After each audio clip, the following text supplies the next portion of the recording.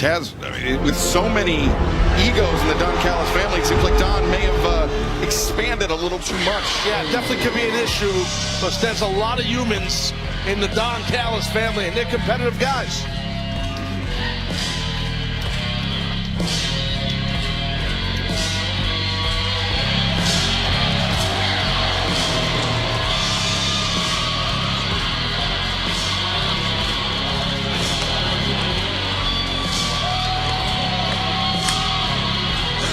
Talk about competitive guys. This man, the AEW Continental Champion, grew up just a few short miles from where we stand in Cincinnati, and he heads into battle. And it is going to be a battle, Tony, in our opening contest. Well, we have seen the last couple of weeks on Collision what has transpired between the Death Riders and Shane Taylor Promotions. Very interesting comments from Jon Moxley last week.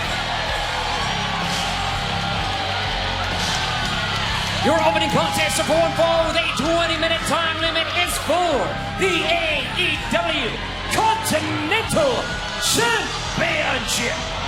Approaching the ring first from Cincinnati, Ohio, weighing 231 pounds. He is the AEW Continental Champion.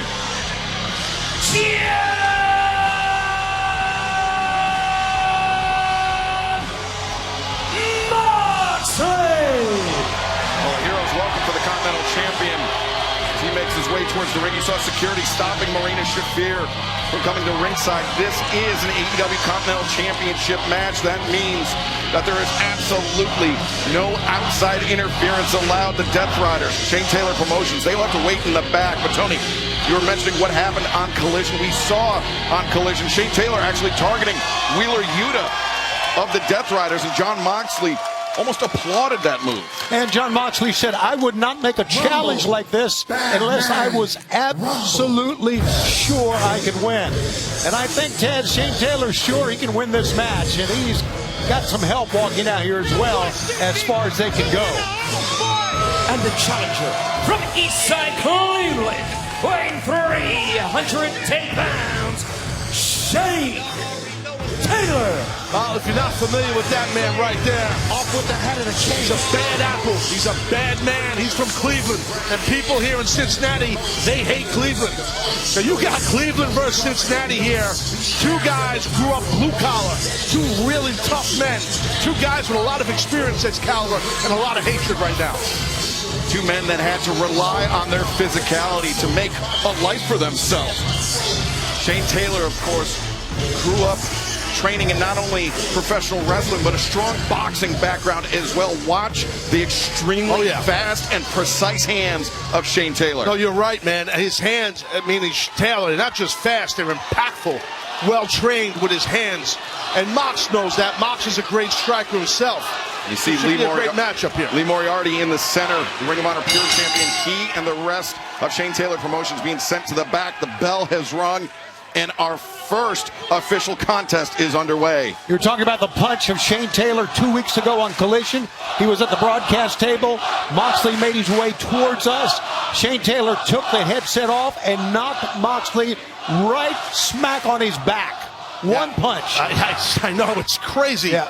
The impact, I should say, that Taylor has with his hands, and like you said, Excalibur, the quickness of his hands. The quickness and the accuracy, a very difficult combination for Jon Moxley, who more often than not finds himself the larger man in a match. But Shane Taylor, of course, with the weight advantage on Moxley. That's a great point. I mean, because, I'll echo what you said. I mean, Mox is usually the bigger cat against his opponents, not with Taylor. And I don't know, Taylor might have a speed advantage also. I think what Mox needs to do is get Taylor down on the mat. That's where Taylor's going to have a hard time dealing with Moxley. That's the last thing Shane Taylor wants to have. He wants to have this be a striking battle on their feet. And can Shane Taylor draw Jon Moxley into that? Is Jon Moxley thinking that he is the better striker than Taylor? We're on the verge of finding out. Well, a smart, quick transition to a double wrist lock by Moxley on Taylor, and Taylor knew what was up and got Mox to break the hold in the corner. As you mentioned it, the cross-state rivalry between Cincinnati and Cleveland and Ohio. These two cities, Tony, do not play nicely with one another. No, it goes not only from here, but also baseball and football. They hate each other, there's no doubt. And Shane Taylor been doing a lot of talking right now. You know, he's had so much success here in Ring of Honor, former Ring of Honor television champ. A lot of Ring of Honor television champs have gone to great gold here in AEW, like Kyle Fletcher, Tommaso Ciampa, Adam Cole, Samoa Joe. Oh, now Moxley on the right hands and the elbow strike. Taylor. Oh, now Taylor, body shot. Yeah, body shot, work the body, the head will sink. And that's typical boxers. That's what boxers do. They'll work that body till the hands go to the body, then they attack your head. Taylor charging in. Jon Moxley, the sidestep, sends Shane Taylor out to the floor. Moxley on the move. Drop kicks. That's Taylor. Back down. Jon Moxley not done yet. Moxley moving with purpose, moving with speed. Elbow suicida takes Shane Taylor off his feet. Not often, Shivani, you see Moxley take to the air, but man, that was well done. Absolutely, he wanted to change the script here a little bit from the punches and the blows. Just taking the big man out. Uh-oh, here we go again. Taylor changes levels of body shot, and now sending Moxley over the barricade onto the timekeeper's table. Just a simple hip lock, but it worked when you have the lower body strength that Taylor has. Now Taylor went in to break the count. Now he's back out. Watch out. Yeah, well, both these guys, they're all about bringing it to the outside and moving some furniture around. These are heavy hitters you're looking at here, folks. Well, Jon Moxley gouging the eyes of Shane Taylor. He did a morning show here in Cincinnati, and he talked about the technique used to gouge somebody's eyes out. Wait, not. Taylor spikes Jon Moxley through the timekeeper's table as this AEW Continental Championship match continues. Dynamite live on TBS, HBO Max. The AEW Continental Champion was just had the ring apron draped over his face. And Shane Taylor, thunderous leg drop by the challenger. I can promise you from experience, when you can't see it coming, it hurts the most, no matter what it is. That had to hurt like hell for Moxley. Shane Taylor using that lower body weight, coming down hard across the face of the Continental Champion. Well, throughout the break, it's been all Shane Taylor. Once we saw Moxley get put through that table with that Uranagi, man, Mox has been shut down. Taylor falls up, shot in the corner. Moxley stumbling out.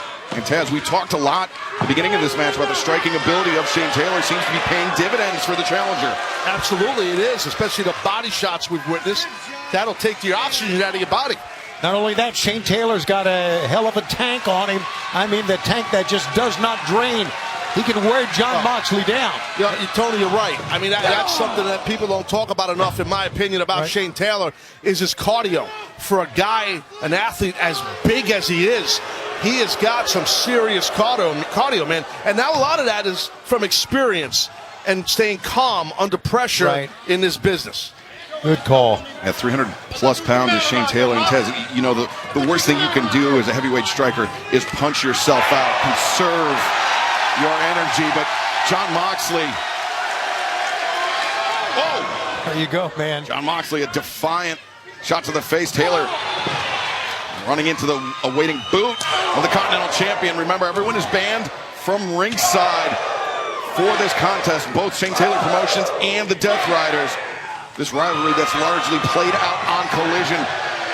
Coming to Dynamite tonight in our opening contest of this jam-packed edition of Summer Blockbuster. Oh, Mox is making a hell of a comeback here. Whoa, there it goes. Again, Shane Taylor took everything that... down he goes finally. But Taylor taking a lot and came right back striking.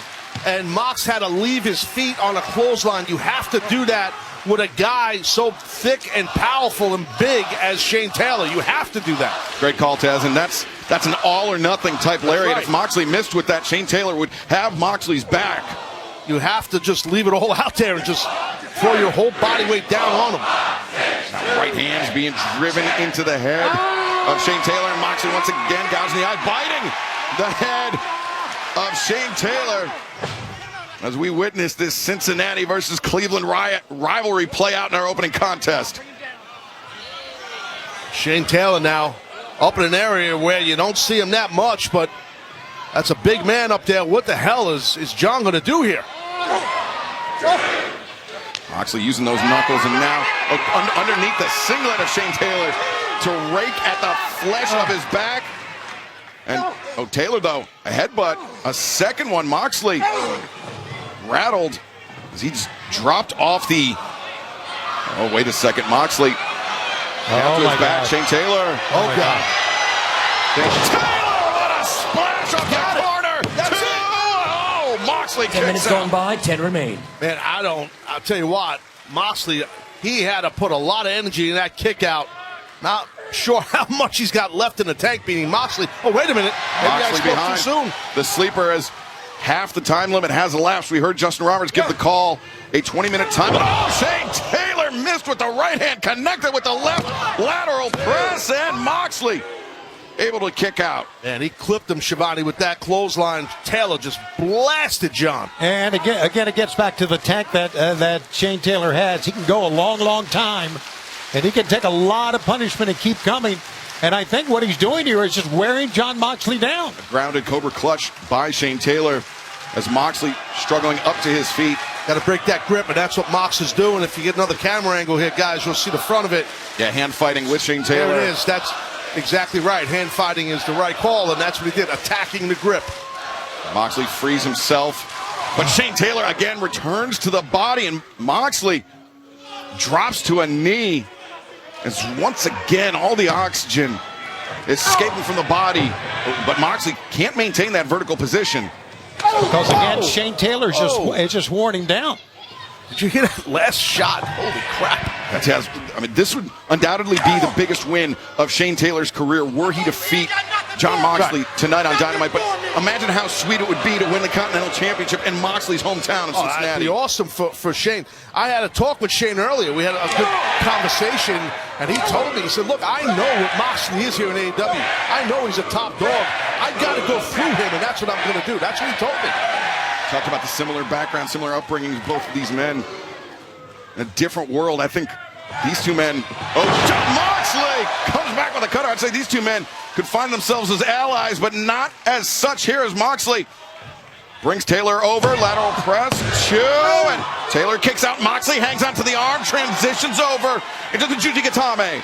Yeah, well, he was smart, Mox. On the cover, he clasped part of the tricep of Shane Taylor in case he kicked out to segue into the Jujigatame. Wow, Shane Taylor got out of that, and with a couple of midsection blows. Oh, what a knee! Oh, that knee strike square in the jaw of Jon Moxley. And now Taylor mounting and throwing in right hands, right elbows. Referee Paul Turner. Let him up here. You gotta listen up. Paul Turner telling Shane Taylor to open up those closed fists. Yeah, well, he was raining down those blows onto Moxley's head. Mox, good for him, was covering up as best he could. Oh, little ankle pick. Moxley picks the ankle and now wrenching on the foot of Shane Taylor. Taylor, though, rolls to his back. The up kicks sends Moxley off. Moxley on the move and a stop. Taylor goes face first, and Moxley immediately seizes on the Bulldog choke. Oh, this is a great move to do to a guy as big as Shane. The thicker the neck circumference is, the easier it is to choke someone out, and there it is. The winner of this match and still AEW Continental Champion, Jon Moxley. Jon Moxley earned every bit of this successful defense of the AEW Continental Championship tag. Well, you notice the sense of urgency as he went into that stop. He knew he had Shane Taylor down. He did that stop, guys, and then locked in that Bulldog choke. And like I was saying, the thicker someone's neck is, the easier it is to get the choke out. There's more area, circumference to choke the opponent out. A great showing by Shane Taylor. But, Taylor! Oh, man! After the bell, a thunderous shot into the jaw. And the knockout punch. That's Carly Bravo of Shane Taylor Promotions giving Taylor a belt, and Taylor lashing Jon Moxley. That's just an old school whipping right there.